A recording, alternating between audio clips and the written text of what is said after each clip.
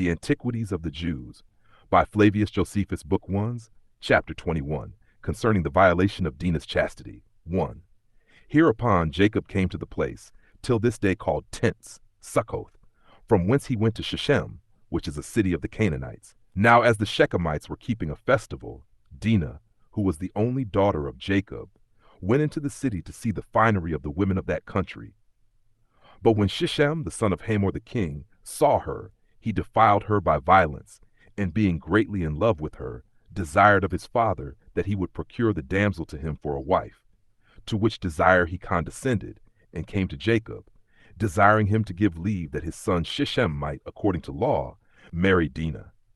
But Jacob, not knowing how to deny the desire of one of such great dignity, and yet not thinking it lawful to marry his daughter to a stranger, entreated him to give him leave to have a consultation about what he desired him to do. So the king went away, in hopes that Jacob would grant him this marriage. But Jacob informed his sons of the defilement of their sister, and of the address of Hamor, and desired them to give their advice what they should do. Upon this the greatest part said nothing, not knowing what advice to give. But Simeon and Levi, the brethren of the damsel by the same mother, agreed between themselves upon the action following. It being now the time of a festival, when the Shechemites were employed in ease and feasting, they fell upon the watch when they were asleep, and coming into the city, slew all the males, as also the king and his son with them, but spared the women. And when they had done this without their father's consent, they brought away their sister. 2. Now while Jacob was astonished at the greatness of this act, and was severely blaming his sons for it, God stood by him, and bid him be of good courage, but to purify his tents, and to offer those sacrifices which he had vowed to offer when he went first into Mesopotamia, and saw his vision.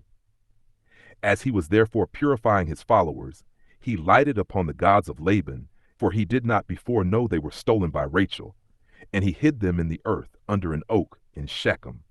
And departing thence, he offered sacrifice at Bethel, the place where he saw his dream, when he went first into Mesopotamia. 3. And when he was gone thence, and was come over against Ephratah, he there buried Rachel, who died in childbed. She was the only one of Jacob's kindred that had not the honor of burial at Hebron. And when he had mourned for her a great while, he called the son that was born of her Benjamin, because of the sorrow the mother had with him. These are all the children of Jacob, 12 males and 1 female. Of them 8 were legitimate, viz. 6 of Leah and 2 of Rachel, and 4 were of the handmaids, 2 of each, all whose names have been set down already.